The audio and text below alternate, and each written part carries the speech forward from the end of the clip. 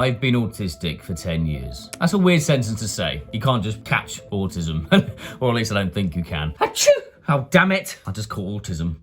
As far as I'm concerned, you can't catch it, but at least I found out about 10 years ago that I'm on the spectrum of autism. Whatever autism is, neurodivergence, autism, Asperger's, whatever it is, I'm a part of it. I went through some interesting stages of when I first found out. At first it was, that makes sense. Oh, that's why. That's why I struggled there. Oh, it's not because I'm a weirdo. It's not because I'm a freak. It's not because I'm unintelligent in any way. It's because of this. It's because I'm Asperger's. Okay. So there's a lot of figuring out and realizing, okay, that makes sense. But then after a while I went downhill.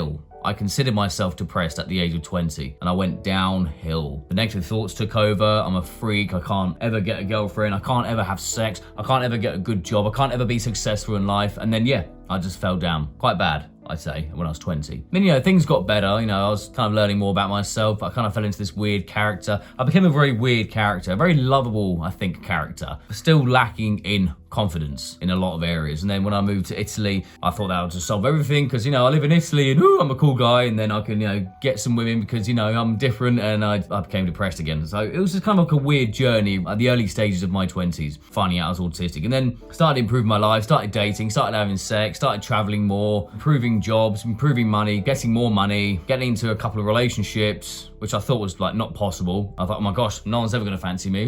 I've had a very weird time, and now I'm at a very good stage, I think, in my life in terms of confidence. And now I'm going through an experiment, which I believe is a good experiment, where I just throw away my labels. I've literally picked up autism or ADHD and just kind of thrown it away. I've made use of it now. I've learned about myself. I struggle with this. I struggle with instructions, or I struggle with eye contact, for example. Not so much now, but I used to. I kind of picked up the label and thrown it away. So now I don't even identify with autism anymore. I don't even identify with ADHD. Yes, I might still have the traits in me, yes, but I don't identify with it anymore. I literally say to myself in my mind, I'm not autistic, I'm not ADHD, I don't struggle with instructions, I'm actually really confident. In fact, I've got the biggest out of anyone around me. I literally say good things to myself. Let me tell you a story. About a week and a half ago, I was on a building site, painting and decorating. Something just clicked in my mind. I was watching a video about putting thoughts into your brain. I was just listening to it whilst working. Putting thoughts into your brain, only good thoughts. Even if you don't believe them to be true, you put them in there anyway. You kind of force these good thoughts about yourself into your brain. Like,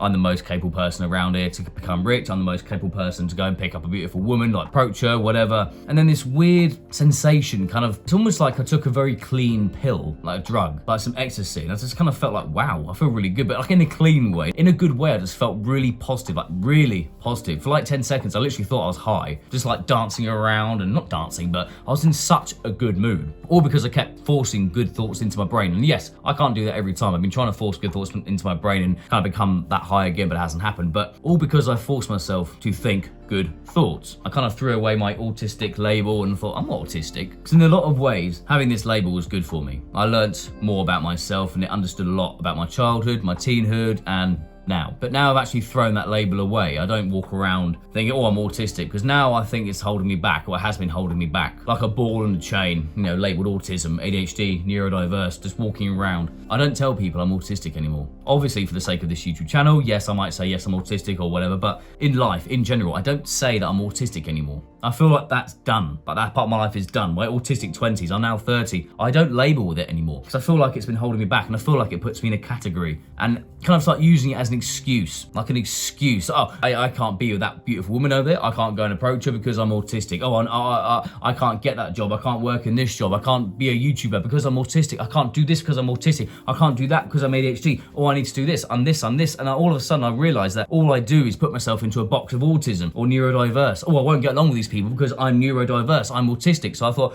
why the am I still having this label? I'm trying to explain that as best I can. I'm not very good at explaining. No, I'm very good at explaining things. What the on about? That's the thing. I've always said to myself, I'm not very good at explaining things. I'm not very good at talking. I'm not very good at being on camera. And all that talk, those labels I'm putting into my brain, those thoughts I'm putting into my brain. Words are like spells. You put these words into your brain. I'm not very good at this. It's almost like putting a spell on your brain. So when I say to myself, I can't go into this environment because I'm socially anxious, it's almost like I'm putting a spell on myself. You're socially anxious. Here's some social anxiety. Here's some thoughts. Here's some thoughts about doubt. You put these thoughts into your mind and then you walk into the situation. Let's take two people, for example. You got one man here. Let's call him him Greggy. He's socially anxious. He's on the spectrum of something. Could be autism. He's about to go into a social situation like a pub or a bar full of people. He's always told himself, oh, I'm socially anxious, so, oh, I'm going to make social blunders. Oh, I'm just going to look at me as I walk in and I'm going to be really nervous. What do you think happens when he finally walks in? He's going to be nervous. He's going to be looking around. He's anxious. All these thoughts. He's very conscious about how he's behaving. Oh, hands in pockets. Oh, don't take them out. No, put them in this pocket here. Oh, stand up straight, look confident. And all of a sudden, because he's overthinking his thoughts, he's just very socially anxious because he's told himself that he is socially anxious. Now take person number 2, let's call him Jack. He got diagnosed with autism when he was a bit younger, whatever, but he's come to terms with it. He knows what he struggles with, and now he doesn't give a shit about his labeling anymore. He walks into a social situation, he doesn't even think. He doesn't use autism or social anxiety as an excuse. He doesn't say anything negative to himself. So when he walks into a social situation, what do you think happens? He's absolutely fine. He walks in, he looks around, he's confident. He's a confident man, and he's built himself up over the years to be a confident man. So someone like Greggy always tells himself, I am socially anxious. He's going to become socially anxious. In fact, he is socially anxious. This is what happened to me. I tell myself, oh my gosh, I'm going to go into this room full of people. Oh my gosh, I'm a bit neurodiverse. I probably won't get along with them. So then I walk into that building and I have a really shit time because I'm not getting along with them. Does that make sense? Now, if I'd have changed my thoughts and said, they're people, they're men in there, they're women in there, they're humans. I have every right to get along with them. I'm good at eye contact, I'm good at handshakes, I'm good at conversation, I'm good at small talk now. So while I tell myself, oh, I'm neurodiverse, I'm autistic, I won't get along with them, I tell myself they're humans. So of course I'm gonna get along with them. And I actually do get along with them and I can have a pleasant time. So the one thing I wanna teach you or kind of convey to you is that you might have this label, you might have this diagnosis of ADHD or autism, but kind of learn about yourself and then just throw that label away. That's something I'd say to you now. Just throw that label away because you're just kind of setting yourself up for failure. The more and more you practice putting good thoughts into your head, you start believing it, you start becoming that person. The more you say, oh, I'm anxious, I'm socially awkward, oh, I can't go to this event, you're gonna miss out. You're gonna miss out in life, in relationships, in opportunities. Jack was there, Greggy went home. I'm telling you this now because I've been on both sides of the spectrum. I've been Greggy, I've been Jack, I'm now mostly Jack, basically. I'm basically Jack when I walk into a situation. I used to be Greggy all the time, but I just thought, why am I walking around with this label? Why am I walking around with this baggage when I walk into a social situation, when I walk into a bar and I meet some friends? Why am I carrying this baggage, this big heavy autistic label around with me? Why am I carrying it around with me?